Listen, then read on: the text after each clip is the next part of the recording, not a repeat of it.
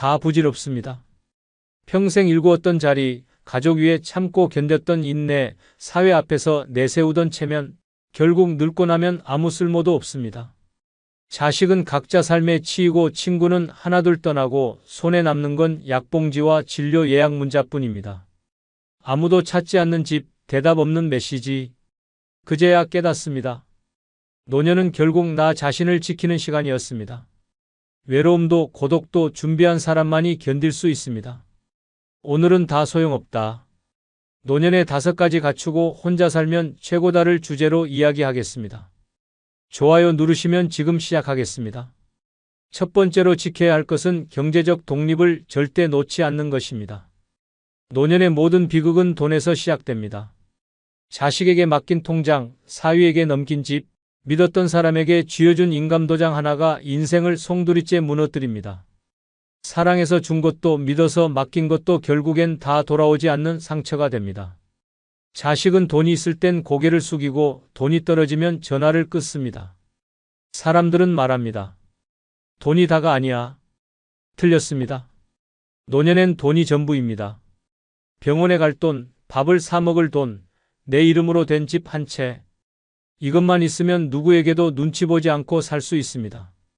문제는 많은 이들이 내 새끼니까, 내가 늙으면 돌봐줄 거니까 하는 착각에 빠진다는 점입니다. 착각이 끝나고 남는 건 돌아서 버린 가족과 바닥난 잔고뿐입니다. 사랑은 배신할 수 있지만 통장은 배신하지 않습니다. 내 손에 있는 돈만이 나를 배신하지 않습니다. 명심해야 합니다. 돈을 잃는 순간 당신의 존재감도 함께 사라집니다. 모진 말 같지만 현실입니다. 늙은 부모에게 자식이 주는 관심은 결국 부모가 가진 것의 유효기간입니다. 돈이 끊기면 효심도 끊깁니다. 말 한마디 함부로 못하고 아프다는 말조차 조심스러워지는 순간이 옵니다. 그래서 절대 경제권을 포기해선 안 됩니다. 누구에게도, 심지어 가족에게도.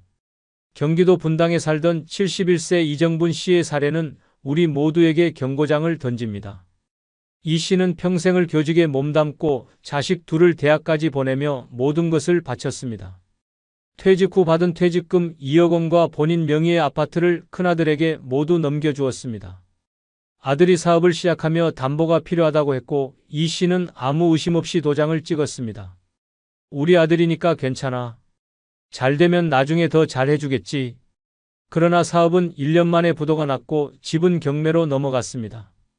이후 이정분 씨는 월세 45만 원짜리 반지하로 이사했습니다. 몸이 약해지자 의료비도 감당하기 어려워졌고 자식들은 각자 사정이 어렵다며 연락을 끊었습니다. 혼자 외출하다가 넘어져 갈비뼈가 부러졌지만 병원에 실려가면서도 가장 먼저 든 생각은 이 돈, 병원비로 다 날아가겠구나였습니다. 병실에서 울면서 간호사에게 한 말은 이렇게 남습니다. 내가 그때 도장만 안 찍었어도. 이 씨는 지금도 새벽마다 구청에서 주는 도시락을 기다립니다. 과거엔 누군가의 자랑스러운 엄마였고 당당한 선생님이었지만 지금은 누구에게도 기대지 못하는 노인이 되었습니다. 자식에게서 받은 유일한 문자 한 통엔 이렇게 적혀 있었습니다. 엄마, 이제 그만 나 좀 놓아줘. 경제적 독립은 단지 돈의 문제가 아닙니다. 그건 곧 나의 존엄입니다. 지갑이 열려 있어야 말도 편하게 하고 아프다고도 말할 수 있습니다. 통장이 잠겨 있어야 사람들의 진심도 보입니다. 노년을 후회하지 않으려면 절대 누구에게도 돈을 맡기지 마십시오. 지킬 수 있는 건 오직 내 손에 남은 돈뿐입니다. 그리고 그 돈은 당신이 혼자 살아갈 수 있는 유일한 무기입니다. 두 번째로 지켜야 할 것은 남과 비교하지 않는 강심장을 갖는 것입니다. 노년을 가장 초라하게 만드는 건 내 인생이 아니라 남의 인생을 쳐다보며 사는 그 눈입니다. 누구는 자식이 외제차 뽑아줬다더라. 누구는 매달 생활비를 꼬박꼬박 받는다더라. 누구는 제주도에 별장을 샀다더라. 그 말 한 줄에 자존심이 무너지고 괜히 내 인생이 초라하게 느껴지기 시작합니다. 그런데 그 입에서 나온 말, 과연 전부 사실일까요? 아닙니다. 절반은 부풀린 거짓이고 절반은 비교를 유도하기 위한 자랑입니다. 진짜 행복한 사람은 자랑하지 않습니다. 자랑하는 사람은 늘 허기집니다.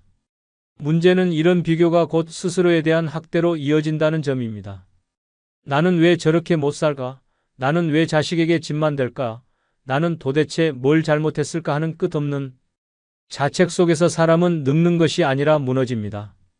인생은 계좌 잔고나 자식 직업으로 평가할 수 없습니다. 얼마나 버티고 얼마나 즐기고 얼마나 내 삶을 사랑했느냐로 남는 것입니다.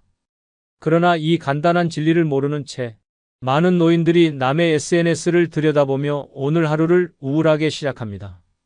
누군가는 바닷가에서 웃고 있고 누군가는 손주와 케이크를 자릅니다. 그리고 나는 혼자 집에서 혼잣말을 합니다. 나는 왜 저런 날이 없을까? 하지만 진실은 이렇습니다.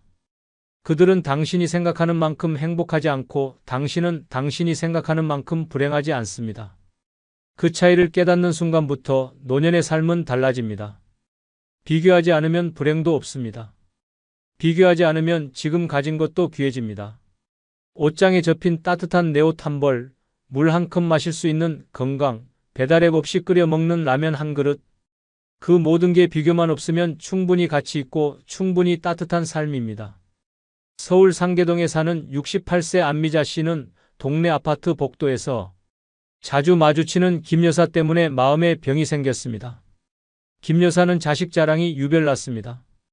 우리 딸은 미국에 살아서 1년에 2번씩 비행기 태워줘요. 우리 아들은 명절 때마다 금팔찌를 사다 줘요. 안 씨는 처음엔 그 말을 듣고도 웃으며 넘겼지만 어느 순간부터 자신이 초라해졌습니다. 결혼도 안 하고 사는 막내딸, 연락 뜸한 아들, 월세 60만 원짜리 반지하. 남들과 비교하자 자존감은 바닥으로 떨어졌고 혼자 밥 먹는 일이 두려워졌습니다. 김 여사가 자랑을 할수록 안 씨는 고개를 숙였습니다. 그러던 어느 날 김 여사의 딸이 찾아왔습니다. 엘리베이터 앞에서 전화로 언성을 높이며 말다툼을 하고 있었습니다. 엄마, 제발 그만 좀 하라고요. 나 지금 이혼 직전이에요. 미국 간 것도 도피였고요. 남 앞에서 자랑 좀 하지 마세요. 그 장면을 본 안 씨는 말없이 집으로 올라갔습니다. 그날 저녁 처음으로 밥을 지었습니다. 라면도 찌개도 아니고 직접 쌀을 씻고 고등어를 구웠습니다. 그리고 자기 자신에게 말했습니다. 나는 나대로 잘 살고 있었구나. 그 이후 안 씨는 김 여사의 자랑을 들을 때마다 속으로 이렇게 말합니다. 당신도 나처럼 힘들겠지. 비교를 멈추는 순간 안 씨의 표정이 바뀌었습니다. 무너졌던 어깨가 펴졌고 거울을 보며 머리카락에 핀도 꽂기 시작했습니다. 남의 삶은 남의 것일 뿐 나의 인생은 비교 대상이 아니라 내 손으로 꾸며야 할 작품입니다. 비교를 끊는 순간 외로움도 작아집니다. 비교하지 않으면 오늘의 밥상도 감사하게 보입니다. 지금 당신에게 가장 필요한 건 부자 친구가 아니라 남과 비교하지 않는 당신만의 강심장입니다. 세 번째로 지켜야 할 것은 누구에게도 감정 쓰레기통이 되지 않는 결단력입니다. 노년이 불행해지는 가장 잔인한 이유는 사람들이 당신을 쉽게 대하고 함부로 대해도 당신이 아무 말도 하지 않기 때문입니다. 자식이 짜증을 내도 며느리가 무례해도 친구가 함부로 말을 해도 그래, 나이든 내가 참아야지. 그렇게 스스로를 감정 쓰레기통으로 전락시키며 견딥니다. 하지만 그 순간부터 당신은 존중받지 못합니다. 사람이 아닌 편한 대상이 되는 순간 마음의 문은 닫히고 무시와 냉대가 시작됩니다. 감정을 받기만 하고 풀지 못한 채 쌓이면 그건 병이 됩니다. 당뇨보다 무서운 병, 우울입니다. 몸이 아픈 건 약이라도 먹지만 마음이 찢어지면 아무도 모릅니다. 매일 울어도 누구도 묻지 않습니다. 왜 그러냐는 말은커녕 또 왜 그래? 라는 짜증만 돌아옵니다. 그렇게 감정은 버려지고 당신의 존재도 함께 버려집니다. 단호해져야 합니다. 당신은 쓰레기통이 아닙니다. 누구의 짜증을 받아낼 이유도 누구의 분풀이 대상이 될 이유도 없습니다. 나이 들수록 더 당당해야 합니다. 감정적으로 휘두르는 사람에게 그 말은 나한테 상처가 됩니다. 라고 관계를 끊는 한이 있더라도 말할 수 있어야 합니다. 침묵은 미덕이 아니라 자기학대입니다. 감정의 무단 투기를 허락하는 순간 당신의 인생도 무단 침입을 당합니다. 부산 해운대에서 홀로 사는 70세 김봉혜 씨는 몇 년 전까지 큰딸 부부와 함께 살았습니다. 딸이 경제적으로 어렵다는 말에 흔쾌히 자신 명의의 집으로 들였고 방 하나를 내주었습니다. 처음엔 감사하다며 조심스럽던 사위가 어느 순간부터 술에 취해 귀가하더니 김 씨가 차려준 밥을 보고 이런 걸 먹으라고 줘요? 라고 내뱉었습니다. 김 씨는 그날도 아무 말 못했습니다. 며칠 뒤 김 씨는 거실에서 손녀에게 혼나는 장면을 보았습니다. 할머니 또 TV 크게 틀었네. 좀 조용히 해요. 그 순간 김 씨는 깨달았습니다. 이 집에서 자신은 아무도 존중하지 않는 존재였다는 것을. 김 씨는 그날 밤 혼자 이불 속에서 울며 결심했습니다. 나 이제 이런 취급 안 받고 살 거야. 다음 날 아침 조용히 방을 정리하고 새로 구한 오피스텔로 짐을 옮겼습니다. 이사하던 날 아무도 배웅하지 않았습니다. 엘리베이터 안에서 박스를 들고 서 있던 김 씨는 스스로 중얼거렸습니다. 그래도 이제는 내 감정이 나를 해치지 않게 할 거야. 새로운 집에 도착한 첫날 조용한 공간에 앉아 따뜻한 차를 끓이며 김 씨는 이렇게 말했습니다. 이제는 나도 나를 존중하면서 살 겁니다. 그 후로 김 씨는 전화가 와도 자신의 기분을 해치는 말에는 명확히 말합니다. 그 말은 듣고 싶지 않네요. 점점 전화는 줄었지만 이상하게도 삶은 더 평화로워졌습니다. 김 씨는 이렇게 말합니다. 사람은 많을수록 좋은 게 아니라 내 감정을 해치지 않는 사람이 곁에 있는 게 좋은 겁니다. 감정을 무조건 받아주는 삶은 지옥입니다. 관계는 배려로 유지되지만 감정의 일방적 쓰레기 투척은 폭력입니다. 늙어서도 사람이 사람답게 살기 위해선 절대 누구의 감정 하수구가 되어선 안 됩니다. 조용히 단호하게 그만하자고 말하는 용기 하나면 그 어떤 악성 스트레스도 당신을 무너뜨릴 수 없습니다. 노년의 품격은 거절에서 시작됩니다. 당신의 감정은 보호받을 자격이 있습니다. 네 번째로 지켜야 할 것은 무조건적인 가족 책임감에서 벗어나는 결단입니다. 노년을 질식시키는 족쇄는 돈도 병도 아닙니다. 바로 그래도 가족이잖아라는 무서운 책임감입니다. 늙고 병들어도 가진 거 없어도 마지막까지 자식을 책임지려는 마음. 그 미련이 노년의 평온을 무너뜨립니다. 자식이 실패해도 며느리가 도망가도 손주가 무례해도 내 자식인데 어떻게라며 스스로를 희생합니다. 그러나 기억해야 합니다. 당신의 헌신은 당연한 게 아니며 가족이라는 이름은 절대 무조건적인 희생의 이유가 되어선 안 됩니다. 자식은 성인이 되면 각자의 인생을 책임져야 합니다. 그런데 많은 부모는 자식을 끝까지 끌어안으려 합니다. 생활비를 대주고 보증을 서고 감정의 쓰레기까지 받아냅니다. 그렇게 한 번 더 도와주다 보면 당신의 노후는 사라지고 남는 건 외면당한 상처뿐입니다. 그리고 가장 잔인한 순간은 바로 그렇게 다 내줬는데도 고마움이 아닌 원망을 듣는 그날입니다. 왜 이렇게밖에 못 살게 만들었느냐는 그 한마디가 당신의 인생을 모조리 부정합니다. 가족은 책임이 아니라 선택입니다. 평생 쥐고 있었던 가족이니까라는 착한 미련을 내려놓을 때 비로소 당신 삶은 시작됩니다. 이제는 누군가를 키우는 인생이 아니라 나를 지키는 인생이 되어야 합니다. 가족이라는 이유로 무조건 끌려가지 말고 따져야 합니다. 내 삶에 도움이 되는가, 나를 존중하는가, 나를 아끼는가. 그 기준이 없다면 그것은 가족이라는 이름의 감옥일 뿐입니다. 대전 유성구에 사는 73세 강찬호 씨는 세 아들을 두고 있었습니다. 모두 결혼했고 각자 가정을 꾸렸지만 이상하게도 자주 찾아오는 건 돈이 필요할 때뿐이었습니다. 첫째는 투자 실패로 빚을 지고 둘째는 사업을 하겠다며 집담보대출을 요구했습니다. 막내는 직장을 그만두고 유튜브를 하겠다고 했습니다. 강 씨는 그래, 내가 도와줘야지라는 생각에 결국 자신 명의의 집을 담보로 대출을 받고 모아둔 돈도 거의 다 자식들에게 내줬습니다. 문제는 그때부터였습니다.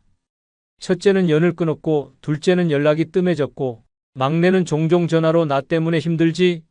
라는 말만 남긴 채 바빴습니다. 그 모든 순간 강 씨는 아무 말도 하지 않았습니다. 그래, 아버지니까 내가 참아야지. 그런데 어느 날 고관절 수술을 앞두고 자식들에게 연락을 했지만 돌아온 건 이번 달은 좀 힘들다는 대답뿐이었습니다. 결국 강 씨는 보호자 없는 병동에 혼자 입원했습니다. 수술 후 마취가 덜 깬 채 침대에 누워 천장을 바라보며 그는 이렇게 말했습니다. 내가 도대체 뭘 위해 살아온 거지? 회복 후 그는 조용히 아들 셋의 번호를 차단하고 경북 문경으로 내려갔습니다. 작은 전원주택 하나를 빌려 직접 밥을 해먹고 텃밭을 일구며 스스로를 돌보기 시작했습니다. 그리고 동네 작은 도서관에서 자원봉사를 하며 사람들과 소통하며 지냈습니다. 몇 달 후 막내가 겨우 연락해 찾아왔습니다. 강 씨는 단호하게 말했습니다. 이젠 내 인생을 살려고 해. 아버지니까 이제 그 말은 나에게 그만하자. 아들은 멈칫했고 눈치를 보다가 돌아갔습니다. 그날 밤 강 씨는 혼자 술 한 잔을 따르며 말했습니다. 이제야 진짜 가족이 뭔지 알겠구나. 날 아끼는 사람이 진짜 가족이지. 자식은 중요합니다. 가족은 소중합니다. 하지만 그 소중함이 당신 삶을 삼킨다면 이제는 끊어내야 합니다. 노년을 위해 진짜 필요한 건 누군가를 책임지는 인생이 아니라 나를 지키는 결단력입니다. 그래도 가족이잖아라는 말에 무너지지 마십시오. 당신은 이제 당신 자신을 가장 먼저 생각해도 되는 사람입니다. 그것이 혼자 살아도 외롭지 않은 삶의 시작입니다. 5번째로 지켜야 할 것은 혼자 있는 시간을 즐길 수 있는 정신력입니다. 노년의 진짜 적은 병이 아닙니다. 외로움도 아닙니다. 혼자 있지 못하는 마음입니다. 조용한 집안에 있으면 허전해서 TV를 틀고 창밖을 멍하니 보다 문득 전화기를 바라보다가 한숨을 쉽니다. 누구라도 좋으니 누가 좀 불러줬으면 찾아와줬으면 그렇게 타인의 그림자를 기다리며 하루를 버팁니다. 그런데 그 그림자는 오지 않습니다. 자식은 바쁘고 친구는 멀어졌으며 사회는 이미 당신을 조용히 뒤로 밀어냈습니다. 그제야 깨닫습니다. 혼자 있는 시간이 고통이 아닌 사람만이 노년을 우아하게 살 수 있다는 사실을. 불행은 늘 그 틈에서 들어옵니다. 외로움이란 틈. 그 틈을 견디지 못하면 이상한 사람들과 엮이고 엉뚱한 곳에 돈을 쓰며 낯선 이에게 기대게 됩니다. 그래도 사람 하나 곁에 있으면 좋잖아. 그렇게 만나게 된 사람에게 전 재산을 빼앗기고 정서적 학대를 당하며 끝내 후회만 남깁니다. 혼자 있는 법을 배우지 않으면 누구에게든 휘둘립니다. 외로움에 중독된 사람은 누구라도 붙잡으려 들고 그 끝은 항상 똑같습니다. 배신, 갈등, 파탄. 결국 자신을 더 망가뜨리는 건 혼자가 아니라 혼자일 수 없는 불안입니다. 혼자 밥을 먹고 혼자 산책을 하고 혼자 영화를 볼 수 있어야 진짜 강한 사람입니다. 조용한 집에서 혼잣말을 하고 거울을 보며 스스로를 다독일 수 있어야 노년은 단단해집니다. 남과 함께 해야만 즐겁고 누군가 있어야만 외롭지 않다는 생각을 버리는 순간 삶은 달라집니다. 누군가를 원해서가 아니라 나를 더 아끼기 위해 혼자 있는 것. 이것이 노년을 살아가는 가장 강력한 무기입니다. 인천 부평구에 사는 69세 나경자 씨는 남편과 사별한 뒤 갑작스레 혼자가 되었습니다. 평생 남편의 출퇴근을 챙기고 자식들을 뒷바라지하며 바쁘게 살았기에 혼자 남은 삶이 견딜 수 없을 만큼 허전했습니다. 새벽마다 깨어나 멍하니 천장을 바라보고 식탁 앞에 앉아 숟가락을 들고 눈물만 흘렸습니다. 그렇게 몇 달을 보내던 어느 날 친구의 소개로 한 남성을 만났습니다. 나이 차이가 좀 있었지만 다정했고 말이 잘 통했습니다. 혼자 사는 집에 그가 자주 들락거렸고 두 사람은 어느새 자연스럽게 동거를 시작했습니다. 하지만 그건 지옥의 시작이었습니다. 처음엔 소소한 부탁이더니 나중엔 생활비를 요구했고 귀금속이 하나둘 사라지기 시작했습니다. 심지어 그 남성은 나 씨의 자식들까지 무시하며 내가 이 집 주인 아니냐고 말했습니다. 참다 못한 나 씨가 관계를 끊자 그는 혼자 살면서 뭘 그렇게 잘났다고 그러냐고 소리쳤습니다. 경찰서까지 가는 진통 끝에 결국 남자는 떠났지만 나 씨의 마음은 텅 비어버렸습니다. 그 이후 나 씨는 결심했습니다. 이제는 나 혼자 살아도 행복하게 살 거야. 매일 아침 스스로에게 편지를 씁니다. 오늘 있었던 일, 본 영화, 먹은 음식, 작은 것도 기억하고 정리하며 자신과 대화하는 법을 배웠습니다. 주말에는 도서관에 가서 책을 읽고 커피 한 잔으로 2시간을 보냅니다. 처음엔 어색했지만 지금은 말합니다. 혼자 있는 이 시간이 제일 편해요. 나 씨는 이제 누구의 전화도 기다리지 않습니다. 굳이 외출 약속을 만들지도 않습니다. 하루 3끼를 차려 먹고 식물에게 물을 주고 혼자 웃으며 삽니다. 혼자라서 불쌍하다는 말 다 틀렸어요. 저는 지금 누구보다 단단하게 삽니다. 라는 말을 당당히 합니다. 노년은 결국 혼자 사는 시간의 연속입니다. 그 시간을 고통으로 만들지 않기 위해선 혼자 있는 자신을 사랑하는 연습이 필요합니다. 누구의 말도 누구의 손도 필요 없이 혼자 있어도 마음이 괜찮은 사람. 그 사람이 진짜 행복한 노년을 맞이합니다. 혼자 있는 시간을 외롭지 않게 만드는 힘. 그것이 당신에게 가장 마지막까지 필요한 정신력입니다. 당신은 지금 곁에 있는 사람이 진짜 믿을 만한 사람인지 확신할 수 있습니까? 누군가와 매일 안부를 나누며도 뒤통수를 맞을 거란 생각 해본 적 있습니까? 말년이 되어서도 인간관계 때문에 울고 분노한 적 있습니까? 늙었다고 모두가 착해지는 건 아닙니다. 오히려 나이 들수록 교묘해지는 사람들이 있습니다. 그들과 엮이는 순간 평온했던 말년은 순식간에 지옥으로 바뀝니다. 늙어서 잘못 엮이면 남은 인생은 싸움과 상처의 연속이 됩니다. 구독, 좋아요 누르시면 시작하겠습니다. 늙어서 잘못 엮이면 말년이 꼬일 수 있는 5가지. 인간 중 첫 번째는 도움을 요청하면서 은혜는 모르는 사람입니다. 늙어서 이런 사람과 엮이면 말년의 평온이 송두리째 무너집니다. 이들은 도움을 청할 땐 눈물까지 동원하지만 막상 도움을 받고 나면 당신을 기억하지 않습니다. 아니, 기억조차 하지 않으면 그나마 다행입니다. 오히려 뒤에서는 당신을 험담하고 더 이상 도움을 주지 않으면 당신이 나쁜 사람이 됩니다. 그런 인간은 감사라는 단어를 입에 올리는 대신 그 정도도 못해줘? 라는 식의 뻔뻔함으로 사람의 속을 뒤집습니다. 이들은 평생 남의 도움을 당연하게 여기며 살아왔습니다. 자식에게, 친구에게, 이웃에게 손을 벌리면서도 미안한 기색조차 없습니다. 도와주는 사람의 시간을, 노력을, 돈을 소중하게 여기지 않습니다. 오히려 상대가 뭔가를 바랄까봐 방어적으로 나서며 내가 뭐 큰 걸 바랐냐고 말하는 순간 듣는 사람은 심장이 철렁합니다. 이런 인간과 노년에 엮이면 당신의 시간과 정성은 쓰레기처럼 버려지고 맙니다. 무서운 점은 이런 사람들이 도와줄 때는 모른 채 하다가 거절하면 금세 원망의 대상이 된다는 것입니다. 예전엔 도와주더니 이젠 모르겠다는 식의 말로 주변 사람들에게 당신을 차가운 인간으로 포장하기도 합니다. 당신이 손해를 감수하며 도왔던 사실은 사라지고 요즘은 돈 좀 벌더니 변했다는 오해만 남습니다. 결국 이런 사람 하나 때문에 주변의 시선까지 바뀌고 인간관계 전체가 뒤틀릴 수 있습니다. 말년은 편안해야 합니다. 누구에게 휘둘리지 않고 사람 때문에 마음 상하지 않고 남은 시간은 온전히 나를 위해 써야 할 시기입니다. 그런데 이런 은혜 모르는 인간과 엮이면 말년이 피곤해집니다. 심지어 당신의 자식들까지 피해를 볼 수 있습니다. 너희 엄마는 옛날에 나한테 큰 빚이 있다는 말 한마디로 아이들에게까지 도덕적 빚을 지우는 어처구니 없는 상황이 벌어지기도 합니다. 이런 사람과의 관계는 처음부터 선을 긋는 것이 중요합니다. 부탁을 들어줄 땐 반드시 한계를 설정하고 반복적인 요청엔 단호하게 거절하는 것이 좋습니다. 그리고 무엇보다 중요한 것은 당신의 선의가 악용되지 않도록 스스로 지키는 것입니다. 선한 마음도 반복되면 이용당하고 그 끝은 외로움과 후회로 가득 찬 말년이 될 수 있습니다. 한 노인의 실제 이야기를 소개합니다. 그는 평소 동네 사람들에게 인심 좋기로 유명했습니다. 자잘한 부탁도 거절하지 않고 이웃의 배달 물품도 대신 받아주고 병원 갈 때는 차를 태워주기도 했습니다. 그런데 그의 옆집에 살던 지인은 수년간 그의 호의를 서비스처럼 소비했습니다. 이참에 병원 좀 같이 가요. 우리 집 전등이 나갔는데 좀 갈아주세요. 세탁기 고장났는데 기사 좀 불러줘요. 식의 부탁이 끊이질 않았습니다. 문제는 그가 수술을 받고 몸이 불편해졌을 때 터졌습니다. 도와주던 사람이 도움을 요청하자 그 지인은 단칼에 거절했습니다. 나도 바쁘다니까요 라는 말과 함께 연락이 끊겼고 오히려 다른 이웃에게 그 사람 은근히 요구가 많다는 소문까지 퍼뜨렸습니다.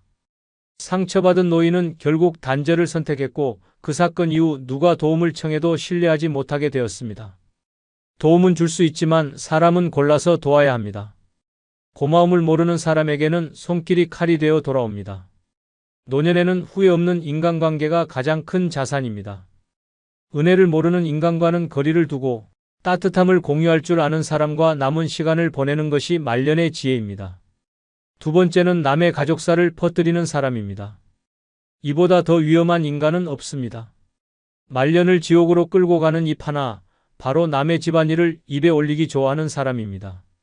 이런 사람은 누구보다 친절한 얼굴로 다가옵니다. 그 집 딸이 이혼했다며 아들이 빚졌다는 소문이 있더라 하며 말을 꺼내지만 그 속엔 관심도 배려도 없습니다. 단지 재미와 우월감으로 남의 사생활을 조각내는 혀를 가졌을 뿐입니다. 문제는 이 말이 어디로 튈지 모른다는 것입니다. 엉뚱한 사람 귀에 들어가면 원래 이야기보다 더 자극적인 거짓으로 변질됩니다. 말 한마디가 가족을 파탄내고 관계를 끊게 만들고 평생 지켜온 체면을 한순간에 무너뜨립니다. 이런 사람은 이야기의 진위를 따지지 않습니다. 오히려 자극적인 내용을 더 좋아하고 그 내용에 살을 붙이는 데 능합니다. 누가 그러더라는 말버릇으로 본인의 책임을 피해가며 정작 본인이 만든 불씨는 온 동네를 불태웁니다. 누군가의 이혼, 실직, 병원 입원, 자식 문제 같은 민감한 이야기를 쉴 새 없이 퍼뜨리면서도 자기는 도리어 그런 일은 남들도 다 아는 줄 알았다며 빠져나갑니다. 이런 유형의 인간과 친하게 지내는 순간 나도 모르게 내 가족사가 이웃의 술안주가 되고 맙니다. 노년기의 가장 소중한 자산은 명예와 관계입니다. 자식들이 열심히 쌓아온 이미지가 부모 한 사람의 무분별한 말 한마디로 무너질 수 있습니다. 손주의 학교 생활, 며느리의 직장, 사위의 사업 문제까지 이런 사람의 입에 오르면 그 가족은 고립되고 상처 입습니다. 심지어 단순한 오해조차 이 사람의 입을 거치면 사건이 되어버립니다. 그 파장은 상상 이상이며 결국 피해는 고스란히 당사자와 가족에게 돌아옵니다. 이런 사람과의 관계는 초반에 반드시 경계를 분명히 해야 합니다. 나의 가족 이야기, 특히 자식 문제나 개인적인 고민은 절대 입에 올리지 않는 것이 좋습니다.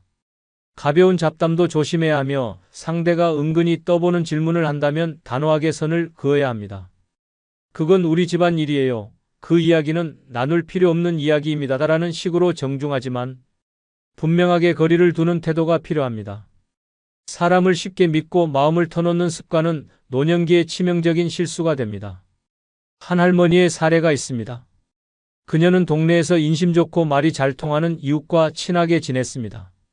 그 이웃은 항상 다정하게 말을 걸며 요즘 아들은 잘 지내냐, 며느리는 착해 보이던데라며 관심을 보였습니다. 처음엔 단순한 관심이라 여겼고 자연스럽게 집안 이야기를 나누게 되었습니다. 그런데 어느 날 시장에 나갔더니 모르는 사람에게 이런 말을 들었습니다. 며느리가 요즘 일 나가기 싫어한다면서요? 너무 놀란 할머니는 곧바로 자신이 얘기한 내용이 이웃의 입을 통해 동네에 퍼졌다는 사실을 알게 되었습니다. 그뿐만이 아니었습니다. 아들이 사업 실패 후 잠시 쉬고 있다는 말도 온갖 과장으로 포장되어 아들이 빚더미에 앉았다는 말로 둔갑해 있었습니다. 이후 그녀는 그 이웃과 연락을 끊고 집 밖 출입도 삼갔습니다. 자식들은 어머니가 왜 갑자기 사람을 피하나 의아해했고 나중에서야 모든 진실을 알게 되었습니다.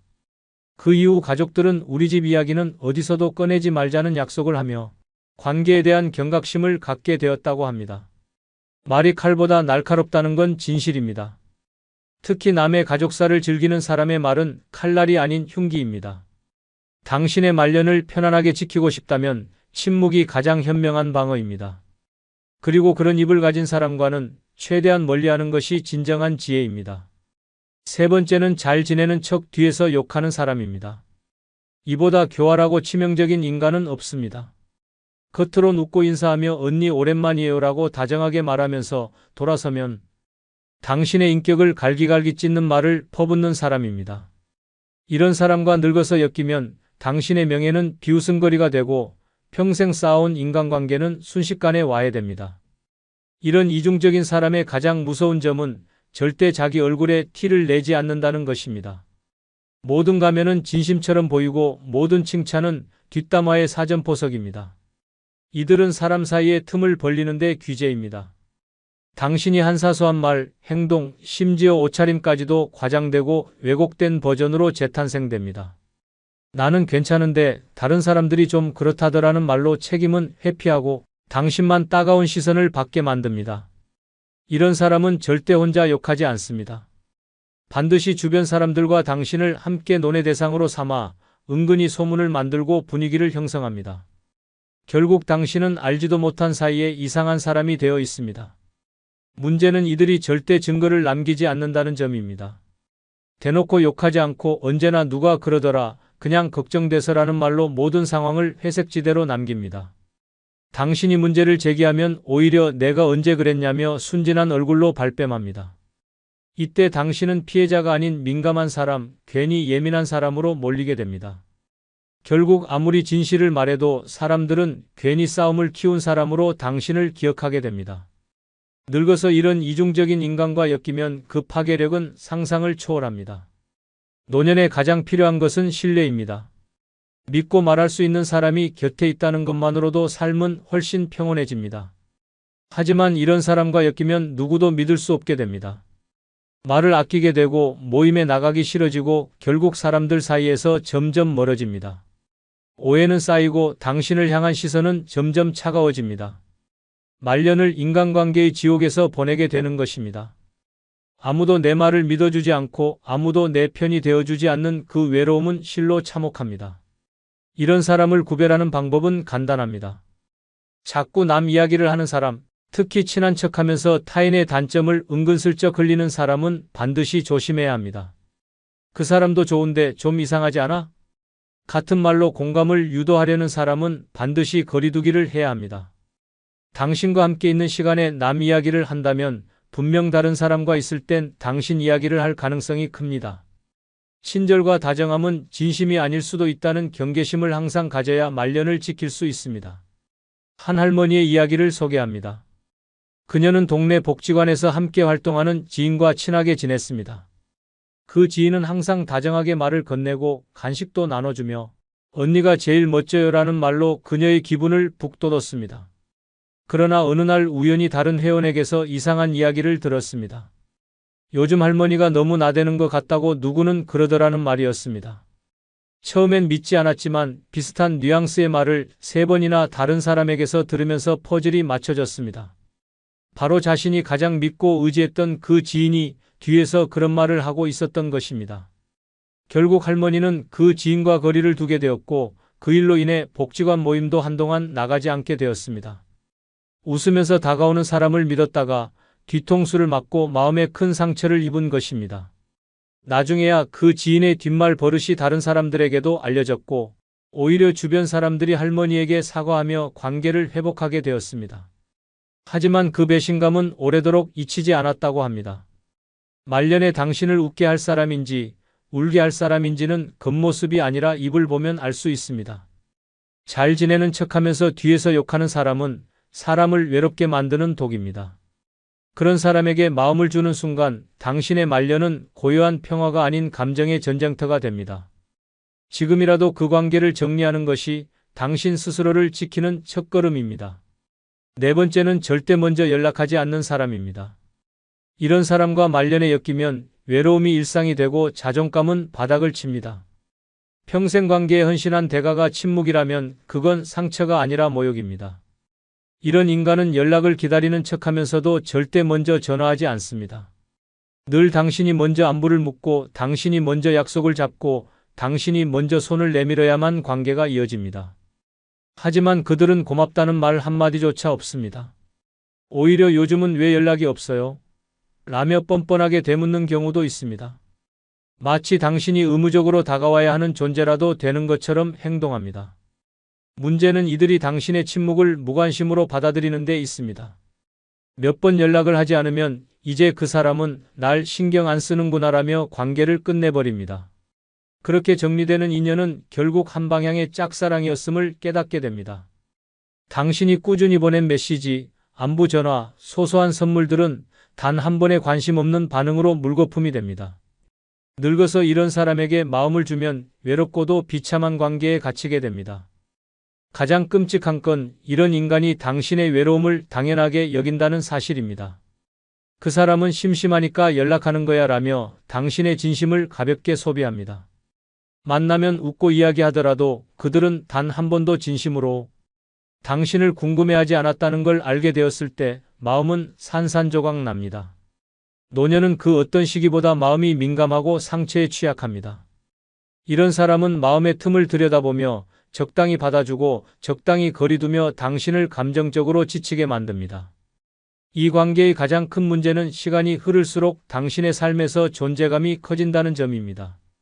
그래도 나와 연락하는 몇 안 되는 사람이니까라는 이유로 계속 연락하게 됩니다. 결국 당신은 끊임없이 상대의 반응에 의지하며 하루를 보내게 되고 상대는 당신을 언제든지 끊을 수 있는 가벼운 존재로 인식합니다. 이런 관계는 말년의 고독을 더 깊게 만들고 마음의 생채기를 남깁니다. 이럴 때 필요한 건 먼저 연락하지 않는 사람과는 일정한 거리를 유지하는 결단입니다.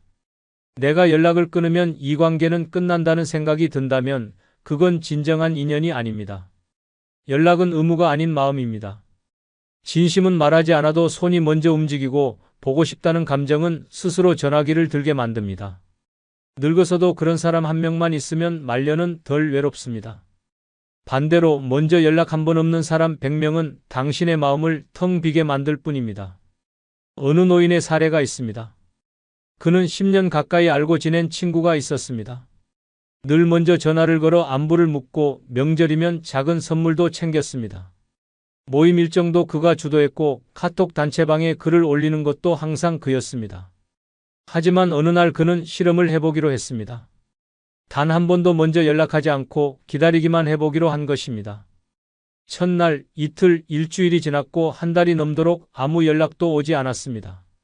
그가 항상 챙겨주던 그 친구는 그 한 달 내내 단 한 번도 안부를 묻지 않았습니다. 그제야 노인은 깨달았습니다. 지금까지 유지된 관계는 사실상 혼자만의 노력이었음을. 서운함과 허무함에 그는 단체방을 조용히 나갔고 그 후로도 아무런 말이 없었습니다. 그 일 이후 노인은 관계의 우선순위를 바꾸었습니다. 자주 보지 않아도 먼저 연락이 없어도 진심이 느껴지는 사람과 시간을 보내기로 했습니다. 말없이 있어도 나를 걱정해주는 사람, 그런 사람 하나면 말년에 외롭지 않다는 것이 그의 깨달음이었습니다. 말년에 필요한 사람은 많이 아는 사람이 아니라 먼저 연락하는 한 사람입니다. 당신을 먼저 떠올리고 먼저 안부를 묻고 먼저 손을 내미는 그 사람이 곁에 있다면 외로움은 두려움이 되지 않습니다. 반대로 단 한 번도 먼저 연락하지 않는 사람과의 인연은 끊어도 괜찮습니다. 그건 이미 오래전부터 끊어진 인연이었기 때문입니다. 5번째는 정치 이야기로 싸움을 부르는 사람입니다. 늙어서 이런 사람과 엮이면 평화로워야 할 말년이 전쟁터가 됩니다. 이들은 말끝마다 정치 이야기를 꺼내며 분위기를 박살냅니다. 명절 모임, 경로당, 카페, 심지어 장례식장에서도 예외가 없습니다. 누가 나라를 망쳤다. 그놈이 대통령만 안 됐어도 같은 말로 시비를 걸고 동의하지 않으면 바로 적으로 간주합니다. 조용히 있으면 무식하다고 무시하고 반대 의견을 내면 미쳤다고 욕하기 시작합니다. 이런 사람은 이념이 아니라 논쟁을 즐기며 상대를 공격하는 데서 쾌감을 느낍니다. 가장 끔찍한 건 이들의 대화가 절대 끝나지 않는다는 점입니다. 상대방이 듣기 싫어해도 계속 떠들고 말꼬리를 물고 늘어집니다. 반론을 제기하면 소리부터 높아지며 세상 물정 모른다며 인신공격으로 넘어갑니다. 결국 처음엔 작은 논쟁으로 시작했지만 시간이 지날수록 갈등은 커지고 감정의 골은 깊어집니다. 정치 이야기는 절대 결론이 나지 않기 때문에 남는 것은 오해와 분노뿐입니다. 늙어서 그런 갈등에 에너지를 쏟는 건 너무나도 무의미하고 고달픈 일입니다. 정치적 성향은 각자의 자유입니다. 하지만 그것을 강요하거나 모임의 분위기를 갈라놓는 도구로 사용하는 사람은 공동체의 파괴자입니다. 특히 노년기엔 고정된 사고방식이 뿌리 깊어져 있어 한번 다툼이 생기면 화해가 쉽지 않습니다. 수십 년 지기 친구도 정치 성향 하나로 등을 돌리게 되고 가족끼리도 식사 자리를 피하게 됩니다. 이런 식의 단절은 말년을 외롭게 만들고 그동안 쌓아온 관계의 의미를 허무하게 만듭니다. 정보 제공의 관점에서도 정치 이야기는 위험한 함정을 품고 있습니다. 대부분은 검증되지 않은 루머나 편향된 기사에 의존해 감정을 폭발시키며 건전한 토론이 아니라 독설과 모욕으로 흐르기 쉽습니다. 이로 인해 서로의 신뢰는 무너지고 상대방에 대한 존중은 사라집니다. 말년의 삶에서 가장 중요한 건 존중받는 관계입니다. 하지만 정치 이야기로 싸움을 부르는 사람은 그 존중의 뿌리를 스스로 잘라내는 인물입니다. 그 사람과 오래 엮이면 결국 내 자존감까지 상처를 입게 됩니다. 한 노인의 실제 이야기가 있습니다. 그는 자주 가는 경로당에서 바둑 두고 담소 나누며 소소한 일상을 즐기고 있었습니다. 그런데 어느 날 새로운 회원 한 명이 들어왔습니다. 처음엔 조용한 듯 했지만 점점 정치 이야기를 꺼내기 시작했습니다. 요즘 뉴스 봤어요? 나라가 진짜 엉망이에요로 시작된 말은 곧장 특정 정당과 인물에 대한 비난으로 이어졌습니다. 대부분은 가볍게 넘겼지만 어느 날 다른 한 분이 반대 의견을 내자 그날 이후 바둑판은 전쟁터가 되었습니다. 바둑돌이 날아가고 욕설이 오가며 결국 경로당 분위기는 싸늘하게 얼어붙었습니다. 서로 말도 섞지 않게 되었고 몇몇 어르신은 발길을 끊기까지 했습니다. 결국 바둑 모임은 해체되었고 남은 사람들은 그 정치 이야기, 좋아하던 사람만 보면 고개를 돌리기 시작했습니다. 그 노인은 후회하며 말했습니다. 말년엔 친구 몇 명이 전부인데 그거 하나 지키질 못했어. 늙어서 싸움은 그 자체가 고통입니다. 정치 이야기는 마음을 나누는 대화가 아니라 관계를 해치는 독입니다. 함께 웃고 싶은 자리에 시끄러운 논쟁을 끼워 넣는 사람은 인생의 마지막 장면을 혼란으로 가득 채우게 만듭니다. 그런 사람과는 한 번 웃고 마는 인연이면 충분합니다. 말년의 평화는 조용한 사람 곁에서 시작됩니다. 여러분, 말년을 위태롭게 만드는 인간은 절대 거창하지 않습니다.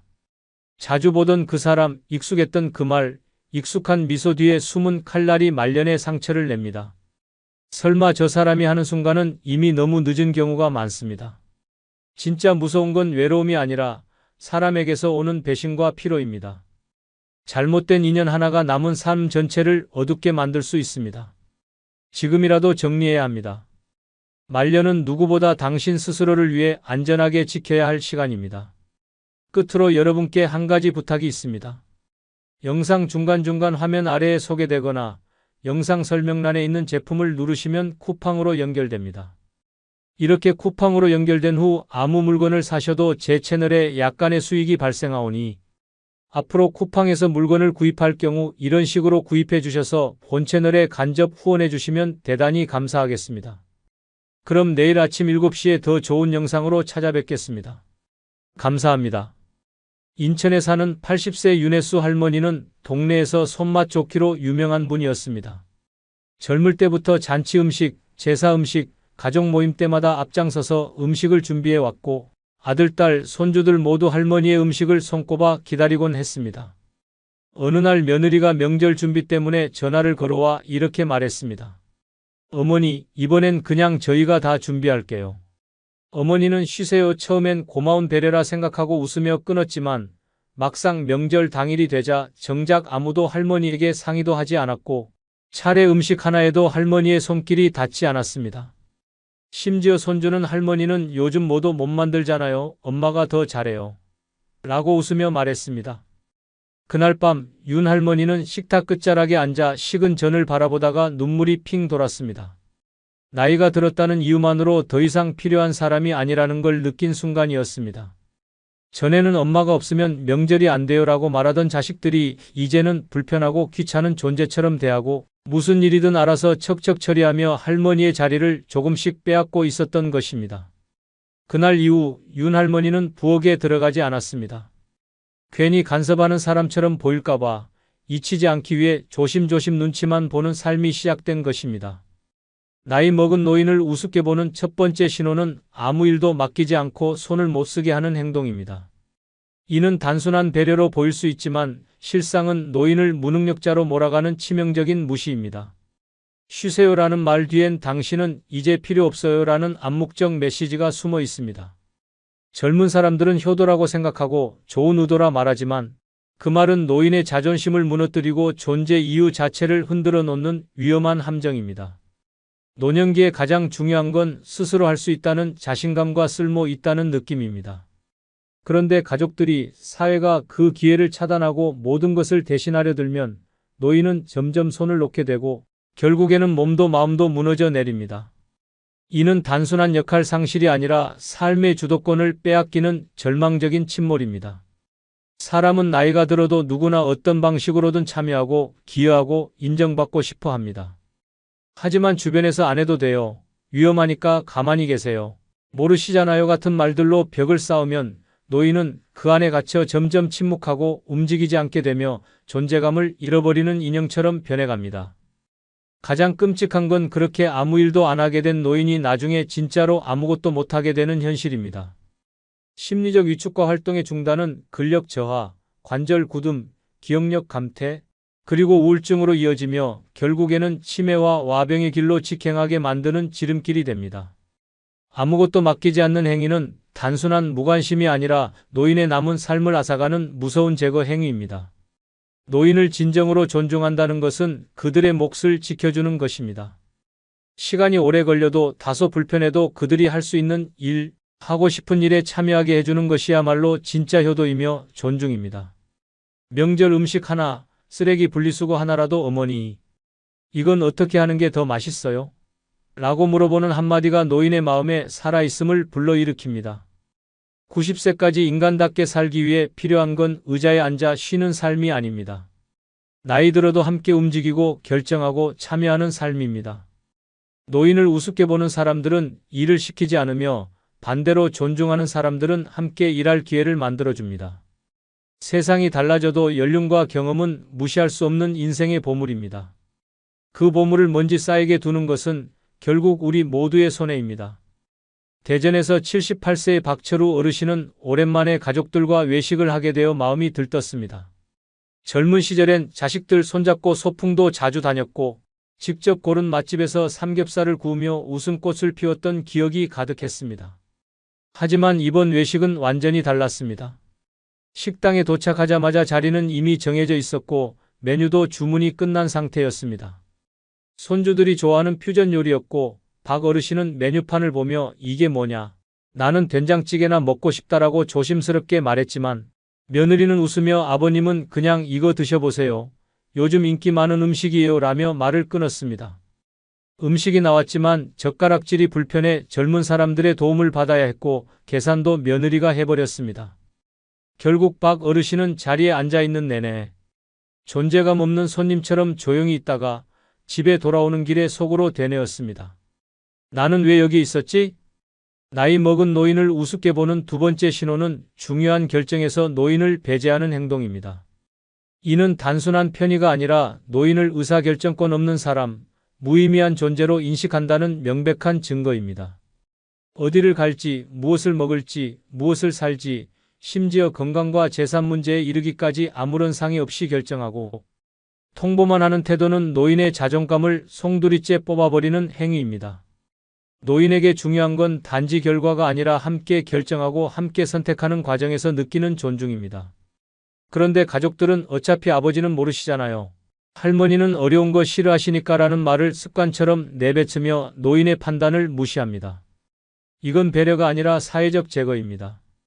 말 한마디 없이 모든 것이 결정된 상황에서 노인이 느끼는 감정은 나는 여기 있어도 없는 존재구나라는 절망감입니다.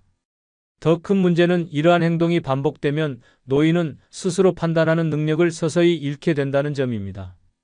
뇌는 계속 사용하지 않으면 기능이 저하되고 반복적으로 배제당하면 뇌는 스스로 쓸모없음을 학습하게 됩니다.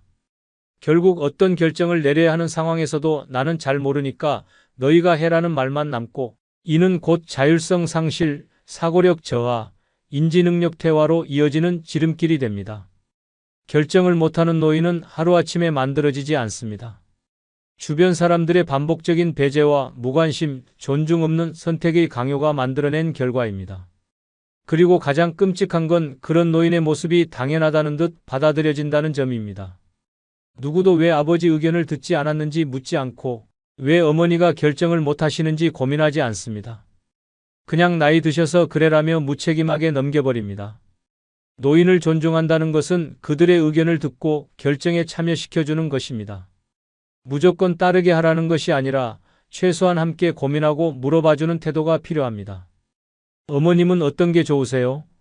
아버지 생각은 어떠세요? 라는 한마디가 노인에게는 살아있다는 실감이자 존중받는 존재로서의 마지막 끈이 됩니다. 가족끼리 여행을 갈 때, 병원 진료를 받을 때, 중요한 재산 결정을 할 때 노인의 의견은 선택이 아닌 필수입니다. 그 의견이 젊은 세대와 다르더라도 듣고 존중하는 그 과정이 바로 노인을 사람답게 대하는 출발점입니다. 그리고 그 존중은 언젠가 우리 자신에게도 돌아오는 것입니다. 지금 누군가를 무시하고 있다면 미래의 당신도 그 무시를 고스란히 겪게 될 것입니다. 경북 구미에 사는 82세 정태호 어르신은 매일 아침 동네 슈퍼에 들러 신문을 사보는 것이 유일한 낙이었습니다. 정치, 사회, 경제를 두루 섭렵하고 TV 토론도 빠지지 않고 챙겨보며 내가 아무리 나이 들어도 세상 돌아가는 건 알고 살아야지라고 말하곤 했습니다. 어느 날 손주가 스마트폰을 만지며 묻는 말에 정 어르신이 조심스럽게 의견을 내자 손주는 이렇게 말했습니다. 할아버지, 그런 건 옛날 얘기예요. 요즘은 그렇게 안 해요. 그냥 뉴스 보고 계세요. 그 말 한마디가 날카로운 칼처럼 마음을 찔렀습니다. 그날 이후 정 어르신은 더 이상 자기 생각을 말하지 않았습니다. 말해봐야 틀렸다, 몰라도 된다는 식의 반응만 돌아오니 점점 말수가 줄고 토론을 즐기던 입은 닫히고 말았습니다. 가족들이 함께 뉴스를 볼 때도 말없이 고개만 끄덕이며 고요히 앉아있는 자신이 낯설게 느껴졌습니다. 나이 먹은 노인을 우습게 보는 세 번째 신호는 노인의 지식이나 의견을 하찮게 여기고 무시하는 태도입니다. 이는 단순한 의견 차이를 넘어서 노인의 인생 경험을 무가치한 과거의 유물로 취급하는 무례함입니다. 그건 옛날 방식이에요. 요즘은 그런 거 안 해요. 할아버지는 잘 모르시잖아요 라는 말은 친절하게 들릴지 몰라도 그 속엔 깊은 경멸과 무시의 뉘앙스가 담겨 있습니다. 노인의 말이 항상 정답일 수는 없습니다. 그러나 그것은 살아온 시간의 무게에서 나온 생각이며 단순한 정보가 아니라 경험에서 우러난 통찰입니다. 그 가치를 무시하고 시대에 뒤처졌다는 이유만으로 배척하는 것은 지혜를 짓밟는 행위입니다. 특히 가족 내에서 자식들이 부모에게, 손주들이 조부모에게 이런 식의 태도를 보일 때 노인은 자신이 더 이상 세상에 도움이 되지 않는 존재라 여기게 됩니다. 그리고 그 생각은 빠르게 자기 비하와 무기력으로 번져 결국 우울증과 인지 저하로 연결되는 무서운 결과를 낳습니다. 더 큰 문제는 젊은 세대가 정보만을 진리로 착각한다는 점입니다. 인터넷에서 본 글, 스마트폰에서 읽은 기사만을 진짜라고 믿고 삶을 살아낸 사람의 이야기는 낡은 생각으로 치부합니다. 하지만 정보는 단지 데이터일 뿐이고 그것을 어떻게 받아들이고 행동으로 옮길지에 대한 지혜와 판단은 나이든 이들의 몫입니다. 그걸 무시하는 태도는 단순한 무례가 아니라 세대를 단절시키고 배움의 기회를 없애는 어리석음입니다. 노인은 말이 많아진다기보다 말을 해야만 살 수 있기 때문에 입을 엽니다. 자신의 이야기를 할 수 있는 사람, 자신의 생각을 물어봐주는 사람이 한 명이라도 있다는 것만으로 노인의 삶은 활력을 얻습니다. 그런데 가족이나 사회가 그 입을 막고 그건 아니에요, 그건 틀렸어요 라고 반박하기만 한다면 노인은 점점 더 침묵 속에 자신을 가두게 됩니다. 노인을 존중한다는 것은 단지 예의 바르게 말하는 것이 아닙니다. 그들이 살아온 인생을 배움의 대상으로 바라보는 태도, 바로 그 자세에서 시작됩니다. 젊은 세대가 스마트폰으로 수십 개의 정보를 넘기는 동안 노인은 인생에서 단 하나의 중요한 교훈을 말해주고 있을지 모릅니다. 그 한마디를 무시하는 순간 우리는 살아있는 지혜를 스스로 내다버리는 것입니다. 지금 옆에 계신 어르신이 무슨 말을 하시든 눈을 맞추고 귀를 기울이십시오. 아, 그런 생각도 있군요라고 공감해주고 그때는 어땠어요? 라고 물어보는 것만으로도 노인은 존재의 의미와 존엄을 되찾게 됩니다. 그리고 그런 존중을 받은 노인은 살아있는 동안 더 단단해지고 병에도 강해지며 건강한 노년을 지켜갈 수 있습니다. 노인을 우습게 보는 사람들의 말은 짧지만 그 상처는 평생을 남깁니다. 반대로 한마디의 경청은 노인의 인생을 다시 밝히는 불씨가 됩니다. 부산에 사는 79세 김영순 할머니는 늘 단정한 옷차림과 곱게 핀 머리로 품위 있는 노인이라 불리는 분이었습니다. 젊었을 때는 교사로 일하며 많은 학생들에게 존경을 받았고 퇴직 후에도 동네에서 예의 바르고 세련된 어르신으로 유명했습니다. 그런데 어느 날 동네 미용실에서 겪은 일이 평생 기억에 남는 상처로 남았습니다. 머리를 손질하러 간 김 할머니에게 젊은 미용사는 어머니는 어차피 남자 만날 것도 아니잖아요, 그냥 짧게 확 자르죠 뭐라며 웃으며 가위를 들었습니다. 그 말에 주변 손님들까지 피식 웃었고 김 할머니는 말없이 거울을 보며 참았습니다. 말은 안 했지만 마음속으로는 온몸이 얼어붙은 듯한 충격을 받았습니다. 그날 이후 김 할머니는 외출할 때마다 모자를 쓰고 누가 자기 외모를 언급할까 두려워 늘 시선을 피하며 다녔습니다. 나이 먹은 노인을 우습게 보는 네 번째 신호는 외모나 복장, 몸 상태를 웃으며 평가하거나 조롱하는 말과 행동입니다. 이건 단순한 농담이 아닙니다. 존엄성을 정면으로 짓밟는 잔인한 모욕입니다. 주름이 많아서 화장 안 먹어요. 아이고, 허리 굽으셨네 같은 말들은 듣는 노인에게 칼날처럼 날아들어 존재 자체를 초라하게 만드는 독한 독침이 됩니다. 많은 사람들이 노인에게 외모는 중요하지 않다고 말하지만 그것은 젊은 사람들이 만들어낸 착각입니다. 노인에게도 여전히 자기 외모에 대한 자존심과 자신감이 존재합니다. 아무도 보지 않아도 누군가가 말하지 않아도 스스로 거울을 보며 단정하게 하고 싶은 욕망은 그대로 남아 있습니다. 그런데 그것을 젊은 사람들이 쓸데없는 욕심, 나이값 못한다는 식으로 무시하고 오히려 외모를 가지고 장난을 치면 노인은 자신이 초라하고 무의미한 존재로 전락했다는 생각에 사로잡히게 됩니다. 더 심각한 문제는 가족 내에서도 이런 외모 조롱이 무심코 일어난다는 점입니다. 자식들이 엄마, 그런 옷 입으면 촌스러워요. 아버지 그 머리 너무 옛날 스타일이에요 라고 말할 때 그 속엔 노인의 개성과 선택을 인정하지 않는 뿌리 깊은 무시가 깔려 있습니다. 젊은 사람의 옷차림이나 스타일은 개성으로 존중받지만 노인의 스타일은 우스꽝스럽다는 말로 쉽게 평가됩니다. 결국 노인은 스스로를 감추기 시작하고 사람들 앞에 나서길 두려워하며 점점 사회와의 단절 속으로 숨어버리는 길을 택하게 됩니다. 외모에 대한 조롱은 단순한 웃음거리가 아닙니다. 그것은 노인의 삶의 의지와 자존감을 뿌리째 흔드는 치명적인 독입니다. 사람이 사람으로서 살아가기 위해서는 자신을 표현하고 가꾸고 선택할 수 있는 권리가 보장되어야 합니다. 그런데 그 권리가 나이 들었다는 이유 하나만으로 빼앗긴다면 그것은 존엄을 빼앗기는 것과 다를 바 없습니다. 노인을 존중한다는 것은 그들의 외모, 옷차림, 스타일을 그대로 받아들이고 응원하고 때로는 칭찬해주는 태도에서 시작됩니다. 오늘 화장 잘 되셨네요.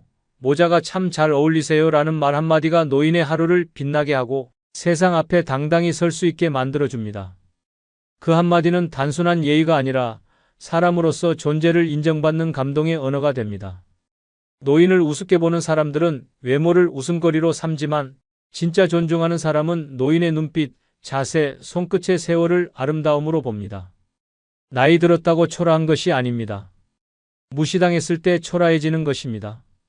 나이 든 외모는 연륜이 깃든 자랑이며 시간이 남긴 가장 깊은 아름다움입니다.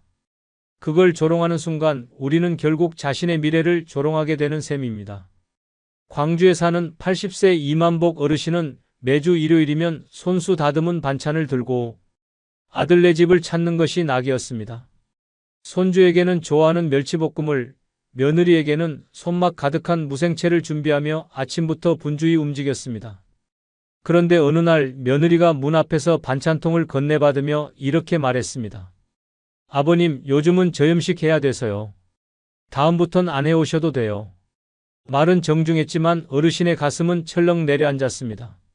그날 이후 아무리 반찬을 준비해도 필요 없는 짓처럼 느껴졌고 점점 손이 가지 않았습니다. 결국 주방 한쪽에 멍하니 앉아있는 시간이 늘어났고 반찬통은 먼지만 쌓이게 되었습니다. 자신이 만든 음식이 외면당하고 손주조차 할아버지 반찬은 짜서 싫어라고 말하자 어르신은 더 이상 가족을 위한 마음을 꺼내지 않게 되었습니다. 나이 먹은 노인을 우습게 보는 다섯 번째 신호는 노인의 호의와 배려를 무시하고 부담으로 취급하는 태도입니다. 이는 단순한 의견 차이가 아니라 노인의 존재 가치와 역할을 부정하는 명백한 무시입니다. 굳이 안 하셔도 돼요. 이젠 그런 거 필요 없어요 라는 말 속엔 사실상 당신의 정성과 시간은 이제 쓸모없다는 메시지가 숨어 있습니다. 그 말 한마디에 노인은 자신이 사랑을 줄 수 있는 기회마저 빼앗겼다는 깊은 상실감을 느끼게 됩니다. 노인에게 가장 큰 기쁨은 누군가에게 도움이 되는 존재, 필요한 사람으로 남는 것입니다. 그런데 그 작은 마음과 수고를 젊은 세대가 귀찮음이나 불필요한 행동으로 여긴다면 노인은 점점 사랑을 표현할 수단을 잃고 결국 감정을 닫고 마음까지 잃게 되는 비극을 겪게 됩니다. 더 심각한 건 이러한 무시는 노인의 자존감은 물론 삶의 의욕까지 송두리째 앗아간다는 점입니다. 음식을 만들고 손주를 챙기고 마당을 쓸고 쓰레기를 버리는 그런 작고 사소한 일들조차 하지 말라는 말은 곧 아무것도 하지 마세요. 그리고 아무 의미도 없는 존재가 되세요라는 잔인한 선언으로 작용하게 됩니다. 그렇게 사랑하려 했던 마음이 밀려나고 도우려 했던 손길이 잘려나가면 노인은 마침내 살아있으면서도 누구에게도 닿지 않는 외로운 벽이 됩니다. 노인을 존중한다는 것은 그들의 해주고 싶어 하는 마음을 귀하게 여기는 것입니다. 때로는 음식이 짜고 방식이 오래되었더라도 그 안에는 수십 년간 가족을 위해 살아온 사랑과 희생이 스며 있습니다. 그것을 짐처럼 여기지 말고 받아들이고 감사하는 태도가 사람을 사람답게 대하는 진짜 예의입니다. 노인을 우습게 보는 사람은 사랑의 손길조차 불편해하고 그것을 멀리합니다. 반면 진심으로 존중하는 사람은 노인의 손끝에 담긴 마음을 이해하고 작게라도 표현된 정성을 존재의 언어로 받아들입니다. 지금 우리가 무심코 던지는 한마디가 누군가의 인생에서 마지막 사랑의 표현일 수 있다는 사실을 기억해야 합니다. 노인의 정성과 배려는 그저 습관이 아니라 오랜 세월 쌓아온 마음의 표현입니다. 그 마음을 거절하는 순간 우리는 단지 한 사람을 무시하는 것이 아니라 삶 전체의 가치를 짓밟고 있는 것입니다. 나이 들었다고 사랑할 자격을 잃는 것은 아닙니다. 사랑이 외면당할 때 그 사람이 조용히 사라지는 것입니다. 끝으로 여러분께 한 가지 부탁이 있습니다. 영상 아래에 나오는 제품을 누르시면 쿠팡으로 연결됩니다. 이렇게 쿠팡으로 연결된 후 아무 물건을 사셔도 제 채널에 약간의 수익이 발생하오니 앞으로 쿠팡에서 물건을 구입할 경우 이런 식으로 구입해 주셔서 본 채널에 간접 후원해 주시면 대단히 감사하겠습니다. 그럼 내일 아침 7시에 더 좋은 영상으로 찾아뵙겠습니다. 감사합니다. 노년에 행복하려면 지켜야 될 것 첫 번째는 아무도 없어도 일어나 차려입는 습관입니다. 요양원에 끌려간 날 내가 마지막으로 입은 옷은 늘어지고 때 묻은 추리닝이었습니다.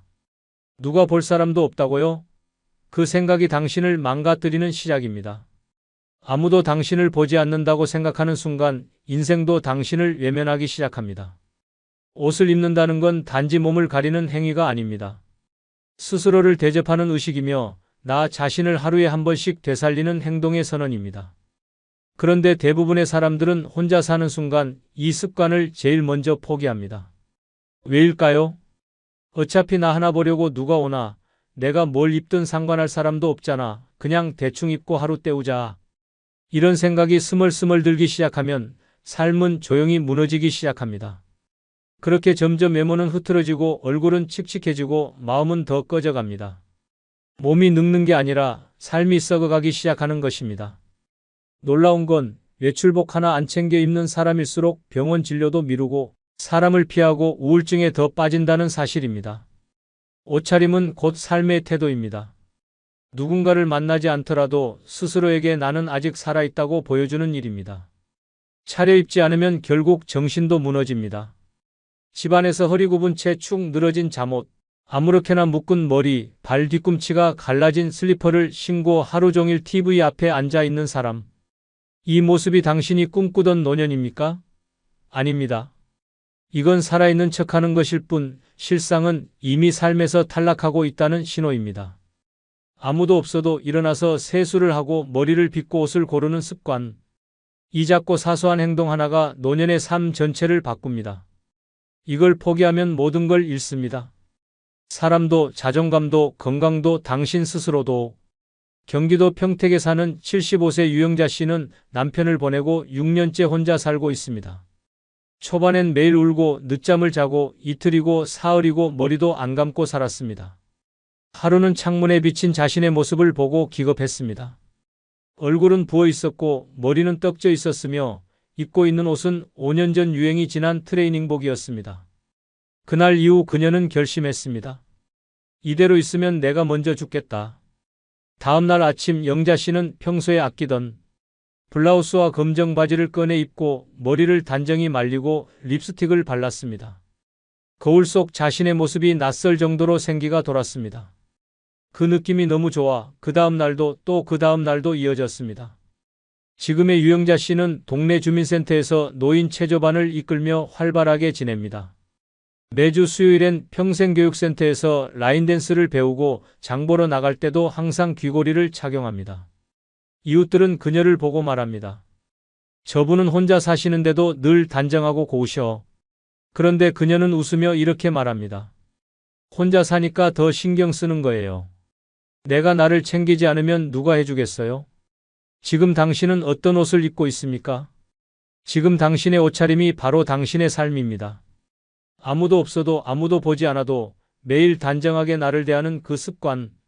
그것이 바로 당신의 남은 생을 품격 있게 만들어주는 유일한 방법입니다. 살아있다는 걸 잊지 마십시오.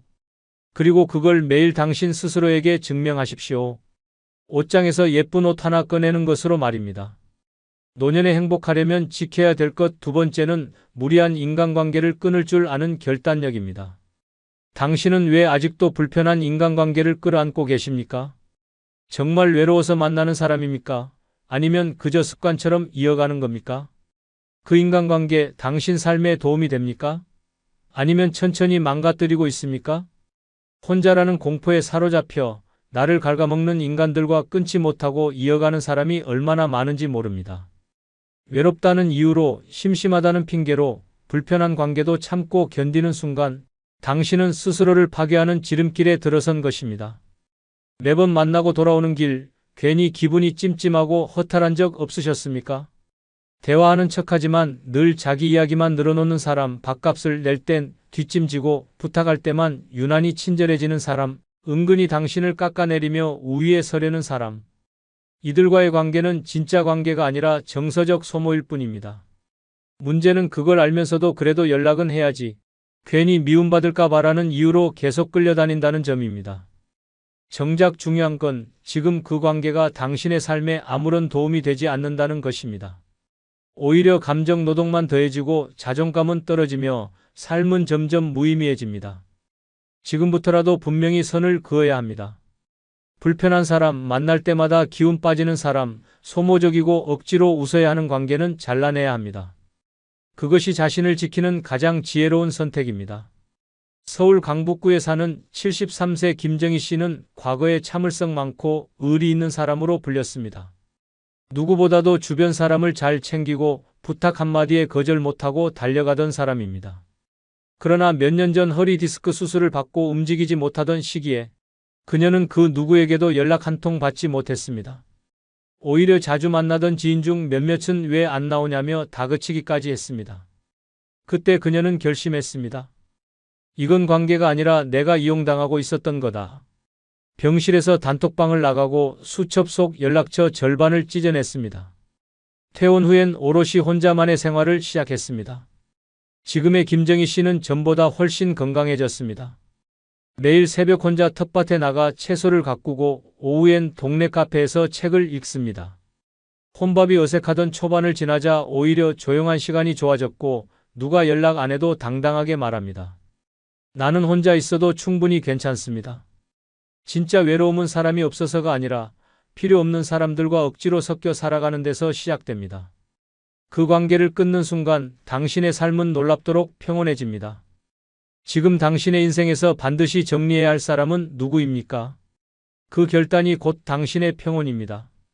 노년에 행복하려면 지켜야 될 것 세 번째는 자식에게 미련 두지 않는 태도입니다. 내가 너 낳고 키운 게 죄냐? 전화 한 통 없고 명절에도 얼굴 못 보는 자식, 그런데도 왜 당신은 아직도 그 애를 기다립니까? 자식은 부모를 버릴 수 있어도 부모는 자식을 놓지 못해 스스로를 망가뜨립니다. 이제는 깨달아야 합니다. 자식은 부모 인생의 주인이 아닙니다. 다 키워놓고 다 해줬으면 그걸로 끝입니다.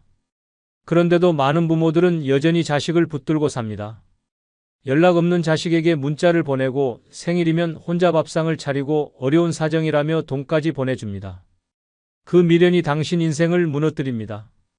자식 때문에 웃는 부모는 있지만 자식 때문에 계속 울고 아파하는 부모는 너무 많습니다.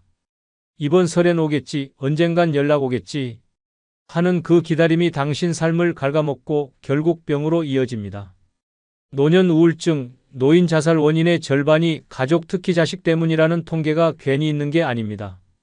자식은 이미 당신의 손을 놓고 자기 인생을 살아갑니다. 당신이 외로워도 아파도 힘들어도 모릅니다. 아니, 알아도 관심 없습니다. 본인의 삶이 바쁘고 자식도 있으니 부모는 뒷전입니다. 그러면서 엄마는 그때 왜 그랬어? 아버지는 왜 그렇게 고집만 부렸어? 라며 상처만 남깁니다. 그 순간 당신은 깨달아야 합니다. 이젠 기대할 사람이 아니라는 사실을.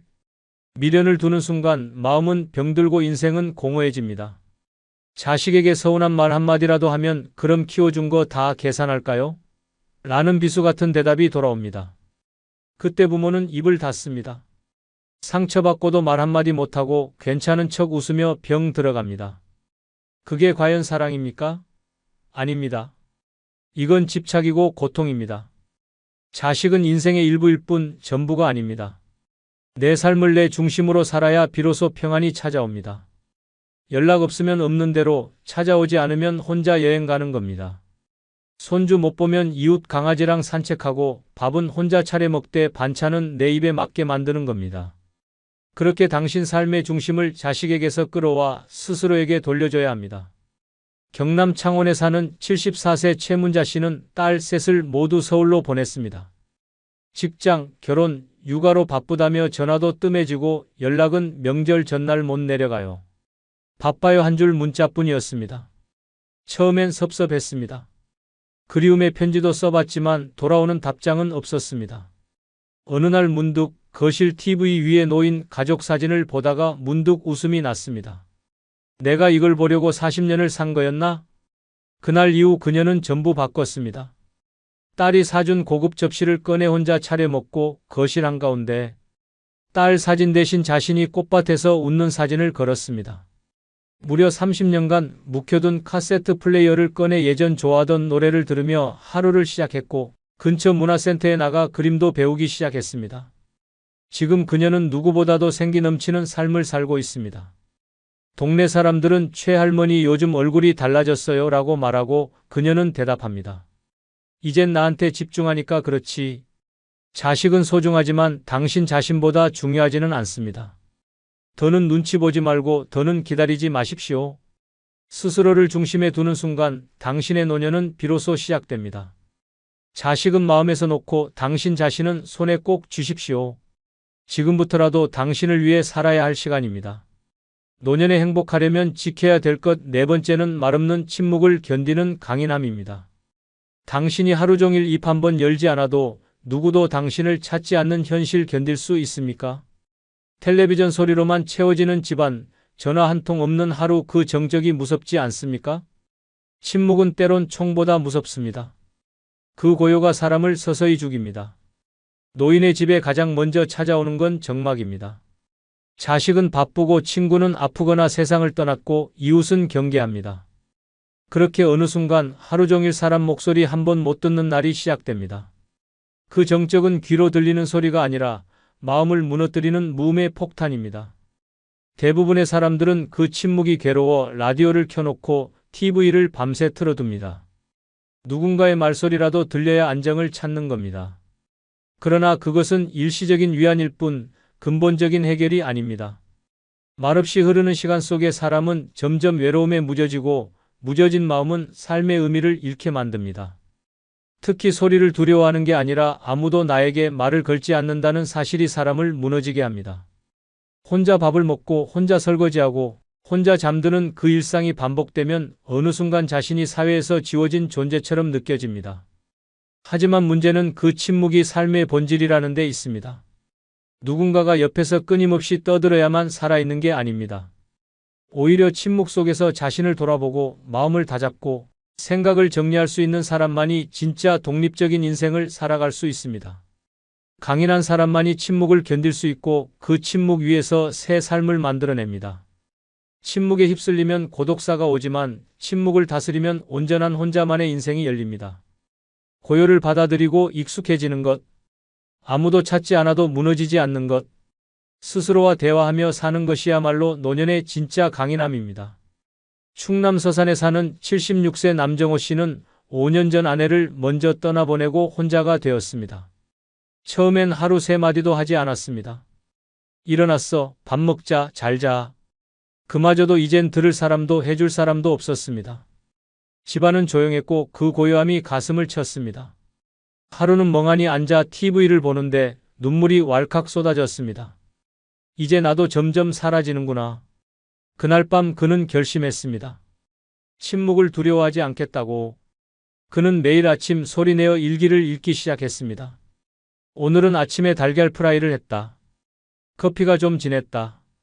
처음엔 어색했지만 점점 자신이 하는 말에 귀를 기울이게 되었고 혼잣말이 아닌 진짜 대화처럼 느껴졌습니다. 이후 그는 글을 쓰기 시작했습니다. 평생 배달 일을 했지만 이젠 노트북 앞에 앉아 짧은 글을 씁니다. 지역 노인복지관에서 수필반에 등록했고 그의 글이 동네 소식지에 실리기도 했습니다. 아무도 말 걸어주지 않아도 그는 매일 자신과 대화합니다. 그는 말합니다. 지금은 침묵이 고마워요. 나를 더 잘 들을 수 있으니까요. 침묵을 견디는 사람만이 진짜 혼자 살아남을 수 있습니다. 외부의 소음이 사라질수록 내면의 목소리는 또렷해집니다. 그 소리를 들을 수 있는 용기, 그 고요를 사랑할 수 있는 태도. 그것이 노년을 품격 있게 단단하게 살아가는 유일한 방법입니다. 지금 이 순간 조용하다고 두려워 마십시오. 그 침묵이야말로 당신이 다시 살아가기 위한 가장 깊은 준비입니다. 노년에 행복하려면 지켜야 될 것 5번째는 남의 시선에 휘둘리지 않는 당당함입니다. 혼자 밥 먹는다고 혼자 산다고 그렇게 창피한 일입니까? 남들 눈치 보느라 하고 싶은 거 참고 가고 싶은데 못 가고 웃고 싶어도 참는 인생 그게 진짜 사는 겁니까? 남이 뭐라 하든 결국 당신 인생은 당신이 책임져야 합니다. 그런데 왜 아직도 남의 시선에 휘둘립니까? 노년에 접어들면 진짜 삶이 시작됩니다. 하지만 많은 사람들이 여전히 남들 눈에 갇혀 살아갑니다. 혼자 외식하면 쟤는 왜 혼자야? 화장하고 나가면 나이에 어울리지 않게, 취미를 배우러 다니면 그 나이에 뭘 또 배우냐? 이런 말을 두려워하며 고개 숙이고 살고 있습니다. 문제는 그 시선을 두려워한 대가가 너무 크다는 점입니다. 하고 싶은 걸 하지 못한 채 나이만 먹고 결국 평생을 눈치로 소모합니다. 그렇게 죽은 듯이 사는 사람들은 말합니다.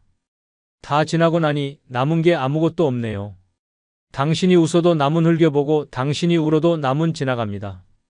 남의 평가에 인생을 맡기는 순간 당신은 이미 자신을 포기한 것입니다.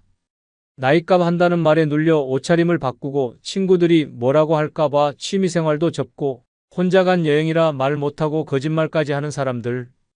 그 모습이 당신이 꿈꾸던 인생입니까? 남이 뭐라 하든 내 삶의 주인은 나입니다. 그걸 잊은 순간 당신은 스스로 인생의 조연으로 밀려납니다. 진짜 품격은 남의 눈치를 보지 않고 내가 하고 싶은 걸 당당히 해내는 사람에게서 나옵니다. 노인이 이런 걸 해도 되나가 아니라 내가 하고 싶으면 하는 거지라는 확신이 필요합니다. 그 용기 하나가 노년의 자유를 만듭니다. 눈치 보지 않고 혼자 밥 먹고 웃고 노래하고 혼자 극장 가서 울고 나오는 삶. 그게 진짜 살아있는 인생입니다. 남의 눈이 아닌 내 마음을 기준으로 삼을 때 비로소 평온이 찾아옵니다. 광주에 사는 78세 황정임 씨는 동네에서 별난 할머니로 통했습니다. 빨간 바지에 반짝이는 귀걸이, 매주 문화센터에서 탭댄스를 배우고 혼자 북카페에서 스콘에 아메리카노를 마시는 모습이 눈에 띄었습니다. 동네 사람들은 수군댔습니다. 자식도 없이 혼자 저렇게 나대고 다닌다는 말도 들렸습니다. 정임 씨는 처음엔 상처를 받았습니다. 무심코 지나가는 말 한마디에 하루가 무너졌고 며칠 동안 외출도 꺼려졌습니다. 하지만 어느 날 거울 앞에서 스스로에게 물었습니다. 내가 나를 만족시키지 못하면 대체 누가 해줄까? 그 순간부터 정임 씨는 달라졌습니다. 새 옷을 사고 자신이 좋아하는 대로 머리를 단정히 손질하고 동네 탁구교실에 등록했습니다. 모임에선 늘 조용히 있던 그녀가 이제는 저는요 하며 당당히 말하기 시작했고 사람들이 조금씩 바뀌기 시작했습니다. 지금은 그녀를 보며 나도 저렇게 나이 들고 싶다는 말이 나옵니다. 사람들의 시선이 바뀐 것이 아니라 그녀의 태도가 그 시선을 부수어버린 것입니다. 정임 씨는 말합니다. 남들이 뭐라 해도 나는 내가 좋으면 합니다. 그게 나를 살리는 길이니까요. 세상은 당신에게 아무것도 보상해주지 않습니다. 오직 스스로를 사랑한 사람만이 노년의 품격을 지킬 수 있습니다. 남이 뭐라 해도 흔들리지 않는 당당함. 그게 있다면 혼자 살아도 절대 외롭지 않습니다. 지금 이 순간 당신은 충분히 멋집니다. 누가 뭐라 하든 말입니다. 노년에 행복하려면 지켜야 될 것 6번째는 물질보다 마음의 풍요를 우선하는 철학입니다. 통장에 돈은 남았지만 마음엔 아무것도 남지 않았습니다. 비싼 옷 입고 외제차 끌고 다녀도 집에 들어오면 혼자입니다. 그게 행복입니까? 죽을 때 가져가는 건 재산이 아니라 삶에 대한 만족입니다. 그런데 당신은 지금 무엇을 채우며 살고 있습니까? 많은 사람들이 말합니다. 그래도 돈이 최고지. 있는 게 편하지. 맞습니다. 하지만 문제는 있는 것이 인생의 전부라고 믿고 사는 순간부터 시작됩니다. 돈의 목매는 사람의 삶은 늘 불안합니다. 자식에게 줄 재산 계산하고 혹시라도 의료비 날아갈까 조마조마하고 누가 한 푼 더 벌었다는 말에 속이 뒤집힙니다. 결국은 더 모으고 더 지키고 더 쌓는 데에만 인생을 소비합니다. 그런데 정작 중요한 건 그 돈이 아니라 그 돈으로 무엇을 느끼고 어떤 가치를 남기느냐입니다. 수천만 원짜리 안마의자를 사놓고도 말 한마디 나눌 사람이 없어 외롭게 앉아 있는 사람. 고급 외식은 해도 맛있다는 감탄 한마디 없이 삼키는 사람. 이런 삶은 분명 부자지만 절대 풍요롭지 않은 삶입니다. 마음이 가난한 사람은 아무리 많은 것을 가져도 불행합니다. 반대로 마음이 부유한 사람은 작고 소박한 일상에서도 진짜 행복을 찾아냅니다. 그 차이는 물질이 아니라 철학에서 나옵니다. 노년에 필요한 건 통장 잔고가 아닙니다. 따뜻한 미소, 누군가와 나누는 대화, 스스로가 만족하는 하루입니다. 그걸 위해서는 가지는 것보다 느끼는 것을 중요하게 여기는 태도가 필요합니다. 소비는 줄이고 감정은 채우고 관계는 가꾸는 삶. 이게 진짜 혼자 살아도 외롭지 않은 인생입니다. 강원도 정선에 사는 71세 조영선 씨는 한때 지역에서 꽤 유명한 음식점을 운영하던 사장님이었습니다. 잘 나갈 땐 BMW를 타고 명품 가방에 손목시계까지 늘 새 것이었습니다. 하지만 코로나19 이후 가게는 문을 닫았고 자식들도 모두 멀리 떨어져 살아가며 왕래가 끊겼습니다. 처음엔 마음이 무너졌습니다. 이게 뭐지? 이게 내 인생이었나? 아무도 연락하지 않았고 그 많던 지인들은 하나둘 사라졌습니다. 통장엔 아직 돈이 있었지만 하루하루가 고통스러웠습니다. 외로움과 무기력, 허무함이 한꺼번에 밀려왔습니다. 그러다 우연히 동네 경로당에서 열린 시쓰기 교실 전단지를 보고 망설이다 참가하게 되었습니다. 연필을 쥔 것도 40년 만이었습니다. 나는 괜찮습니다. 오늘은 따뜻했습니다. 단 한 줄을 써내려가는 일이 그렇게 마음을 채울 줄은 몰랐습니다. 그 후로 그녀는 매일 아침 산책을 하며 떠오르는 단어들을 메모장에 적고 일주일에 한 번씩 시를 써서 동네 게시판에 붙이기 시작했습니다. 사람들은 그 시를 읽고 박수를 쳐주었고 그녀는 다시 웃기 시작했습니다. 지금의 조영선 씨는 이제는 돈이 아니라 하루를 제대로 사는 게 나의 부자다라고 말합니다. 예전처럼 큰 돈을 벌진 않지만 계절의 냄새를 맡고 웃으며 인사하는 사람을 만나며 매일 아침 눈을 뜨는 순간 살아있음에 감사한다고 합니다. 진짜 부자는 많은 것을 가진 사람이 아니라 덜 가지고도 만족할 줄 아는 사람입니다. 마음이 풍요로우면 물질은 따라오지 않아도 괜찮습니다. 통장은 줄어도 행복은 늘어날 수 있습니다. 지금 당신의 삶은 무엇을 더 채우고 있습니까? 이젠 밖이 아니라 안을 들여다볼 시간입니다. 혼자 살아도 웃는 사람은 결국 마음이 가장 부자인 사람입니다.